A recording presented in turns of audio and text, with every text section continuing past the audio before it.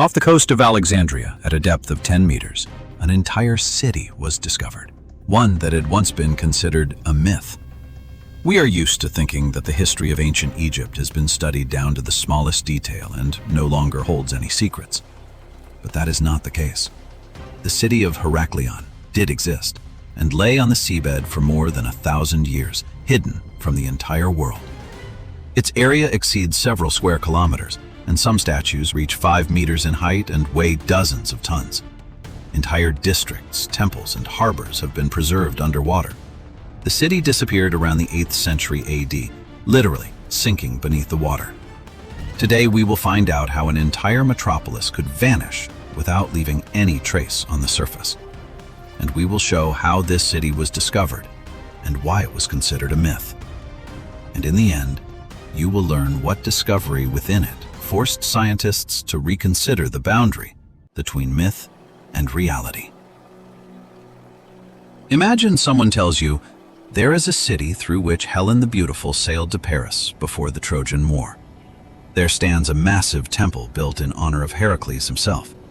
This city guards the gateway to Egypt. No ship could pass it by. It sounds like a beautiful tale, and that is exactly how historians long treated everything written about Heracleion. The first to speak of it was the Greek historian Herodotus. He lived in the 5th century BC. According to him, when the famous hero Heracles first set foot on Egyptian land, it was here that a great temple was built in his honor. Herodotus personally visited Egypt, saw much with his own eyes, and yet later generations decided that he had simply made Heracleion up. About 400 years after Herodotus, the geographer Strabo also mentioned the city. He wrote that Heracleion stood to the east of another well-known city, Canopus, right at the mouth of the Nile. And again, no traces on land, no ruins that could be touched by hand. Egyptologists searched for it along the shore. They dug in different places around Alexandria. They found nothing. Gradually, most scientists came to the conclusion Heracleion was something between a real place and a legend. Maybe it existed, but was small and insignificant. Maybe it was confused with another city. Maybe Herodotus simply embellished a little. For 2 millennia, Heracleion existed only on paper, in yellowed scrolls and stone inscriptions. No one could prove that it was real, and no one even thought to look where it actually lay, right under their feet, on the seabed. But then one man happened to be in the wrong place at the wrong time, and that coincidence changed everything. The late 1990s. French marine archaeologist Franck Goddio and his team are working in Abu Qir Bay off the Egyptian coast. Their task is to find French naval warships that the British Admiral Nelson sank here in 1798. This is a well-known story. The Battle of the Nile, the destruction of Napoleon's fleet, everything is documented. Goddio roughly knew where to look. The team lowered special equipment underwater, magnetometers that detect metal on the seabed. They began slowly scanning the bay. And suddenly the instrument started showing an anomaly. Not just metal, something large, very large, and clearly not resembling the wreckage of 18th century ships. The divers went down. What they saw did not fit any expectations. At a depth of about 10 meters, massive stone blocks were sticking out of the sand, columns and fragments of walls. Right in front of them, covered with a layer of silt, lay a stone slab with inscriptions. Goddio returned to the surface and gathered the team. They had accidentally found something no one even suspected existed. And it took several years of work to understand what exactly they had discovered. In 2001, Goddio officially announced the team had found a sunken city. But that was only the beginning. The scale of the discovery was so enormous that scientists at first simply could not believe it. Across an area of more than 10 square kilometers on the floor of Abu Qir Bay lies an entire urban district. Piers where trading ships once moored, building foundations, canals that once divided the city into quarters, sacred objects from temples, and statues. Dozens of statues, many of them 3 to 5 meters tall and weighing several tons each. But even more important is something else. This entire area lies about 7 kilometers from the present Egyptian shoreline, which means that once, this was land, solid land with houses and people. And now, it is the seabed. But was this Heracleion, the very one from the ancient texts? That is where the real detective story began, and the answer turned out to be far more interesting than anyone could have expected. Since 2001, Goddio's team has been working in Abu Qir Bay almost every year. In more than 20 years, they have recovered nearly 14,000 objects. Just take that number in. 14,000 artifacts from a single site. Stone statues of gods and pharaohs, gold jewelry, earrings, bracelets, rings, hundreds of coins, bronze figurines, ceramic vessels, stelae with inscriptions, anchors from ships, and the ships themselves, wooden vessels that sank along with the city and were preserved in the marine silt. In 2016, divers discovered a well-preserved wooden ship beneath the ruins of a collapsed temple. Massive stone blocks had fallen directly onto it when the building collapsed, effectively sealing the vessel like a lid, protecting it from water and time. Nearby, they found hundreds of clay vessels with traces of their contents, as well as bronze objects.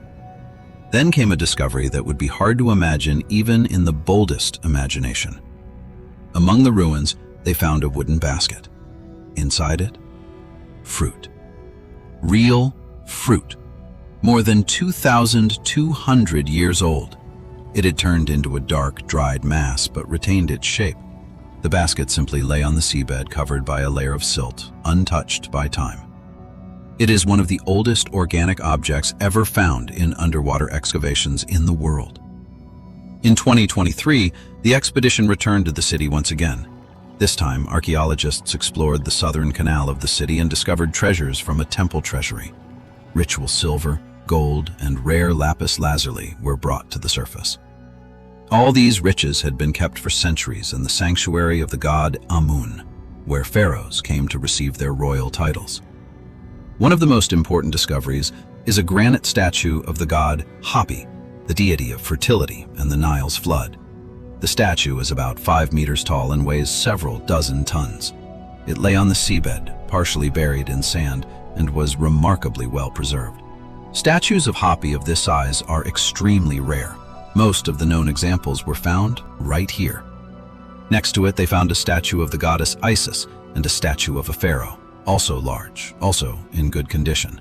Scientists say that the level of preservation of many objects is astonishing. Some pieces of jewelry look as if they were made just a few years ago, not 2,500 years ago. But here is what is important to understand. All of this is only a small part of the city. According to Goddio himself, only a few % of the territory has been explored so far. The city is 3 times larger than Pompeii. This means that beneath the layer of silt, thousands of objects still lie untouched by any human hand for 2,000 years. And while scientists continue their work, one question remained unanswered for years. How did they manage to prove that the discovered city was indeed Heracleion, the very one from the ancient texts? The answer to this question was found where no one expected it. And it turned out to be so precise that after it, the debates ended forever. To understand why Heracleion was so important, you need to imagine a map of the Mediterranean Sea 3,000 years ago. Any ship sailing from Greece, Phoenicia, or Rome to Egypt had to pass through this exact place. It could not go anywhere else, only through Heracleion. The reason is that the Nile has several mouths, and the western mouth, the one known as the Canopic, was the only one that allowed trading ships to safely enter the river and reach the Egyptian cities inland. Heracleion stood right at the entrance to this mouth. Egypt strictly controlled trade through this city. Every foreign vessel entering the country was required to undergo customs inspection in Heracleion. There, cargo was measured, duties were collected, and merchants were registered. There was no way around it. Bypassing the city meant bypassing the entire Nile, which was physically impossible for a loaded vessel.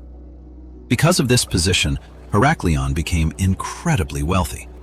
Merchants from Greece, Cyprus, and Phoenicia settled here. Markets opened, warehouses were built.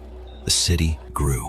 By the standards of the time, it was a place where enormous sums of money circulated, in the literal sense, because this is where taxes from all Mediterranean trade flowed into the Egyptian treasury. The discoveries confirm this with remarkable accuracy. On the seabed of the bay, coins from dozens of different countries and eras have been found. Greek, Egyptian, Phoenician, anchors of all shapes and sizes, meaning ships of completely different types and origins docked here. Amphorae for wine, oil, and grain with traces of their contents. Goods passed through this port century after century. But Heracleion was not just a port, it was also a religious center. The city's main temple was dedicated to the god Amun, the supreme deity of the Egyptian pantheon. Pharaohs came here to receive their royal titles. Without this ritual, a person could not officially be considered the legitimate ruler of Egypt. This meant that Heracleion held importance not only for trade, but also for the political power of the entire country. According to some sources, Cleopatra was crowned in Heracleion, the same Cleopatra, the last queen of Egypt.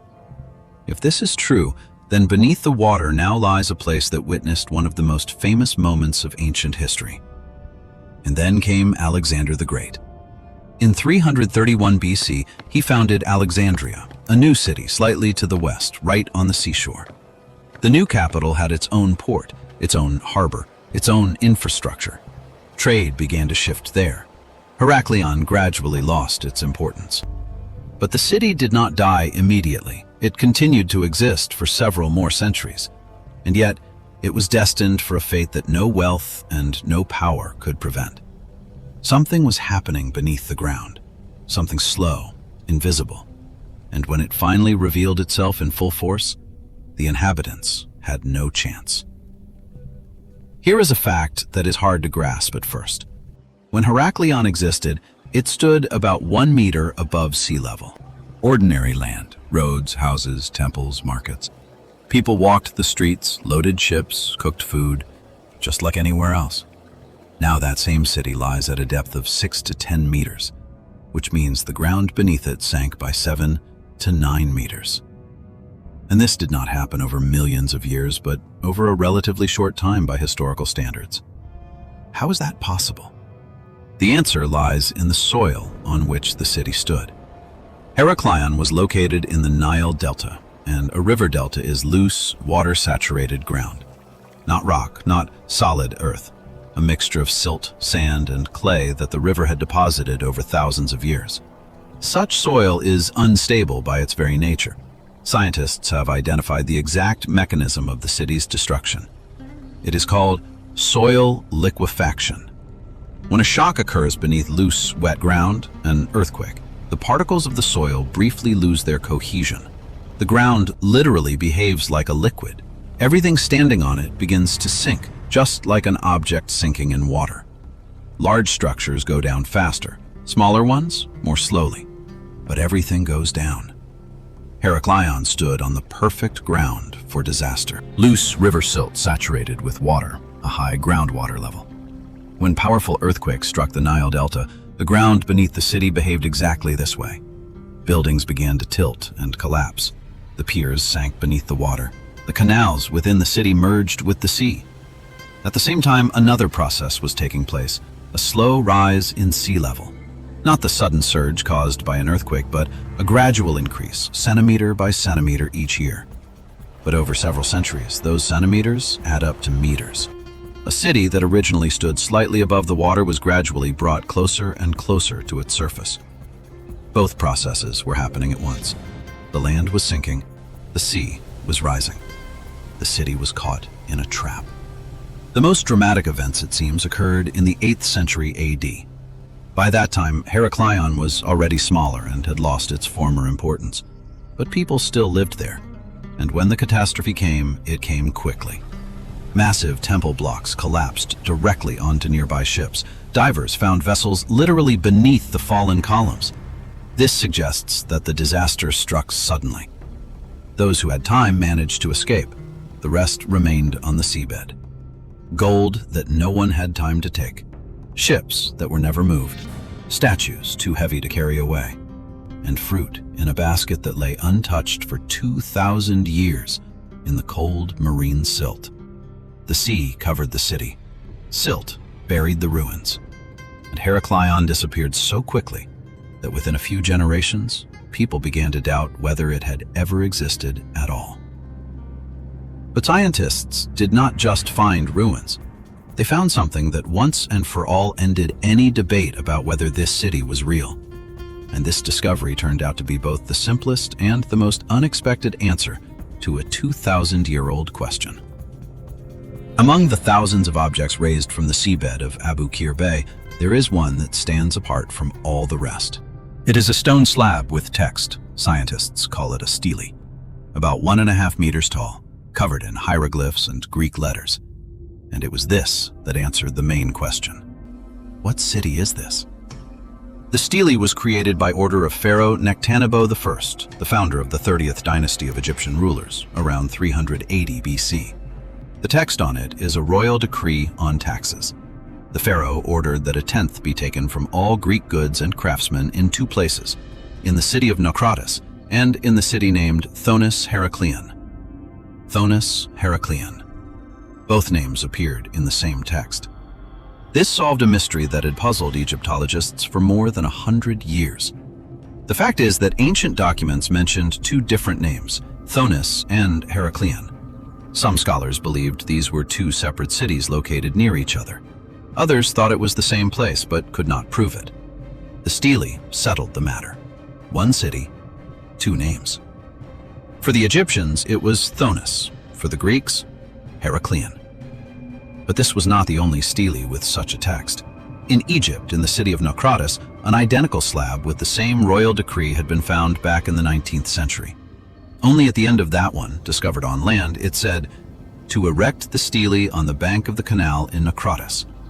But on the one found underwater, the final line reads, "To erect the stele at the entrance to the Greek Sea in Heracleion Thonis." This meant that the pharaoh had specifically ordered 2 identical stones to be carved and placed in 2 different cities, in Naucratis on land and in Heracleion at the entrance to the sea.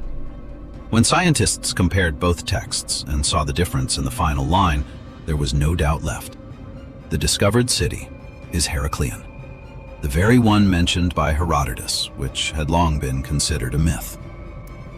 After this discovery, other details began to fall into place. It was recalled that back in 1933, a British military pilot flying over Abu Qir Bay noticed dark patches beneath the water from the air. He reported them. No one paid any attention. Then it was forgotten for decades. And then, more was found. Among the ruins of the temple complex, divers discovered a separate area with Greek objects, figurines, coins, ceramics, and a style typical of Cyprus from the 5th to 4th centuries BC. It was a sanctuary dedicated to the Greek goddess Aphrodite. A Greek sanctuary in an Egyptian city. This confirmed that Greek merchants and traders lived in Heracleion, just as Herodotus had written. Today, finds from Heracleion are displayed in the world's largest museums. Statues in the Grand Egyptian Museum in Giza have been seen by millions of people. Exhibitions of the artifacts have traveled to Europe, the United States, and Japan. What lay on the seabed in total darkness for 2,000 years is now illuminated by museum spotlights and stands behind glass just meters away from visitors. But the excavations continue. Every year, the expedition returns to Abu Qir Bay. Every year, divers go down and bring up something new. The story of Heracleion is a reminder that the Earth can keep its secrets for millennia. That cities we consider fiction can turn out to be real. And that important discoveries sometimes happen not when they are being searched for, but when someone simply happens to be in the right place with the right equipment. If you found this story interesting, leave a like and subscribe to the channel. There are many more stories ahead about places once thought to be fiction until someone decided to check.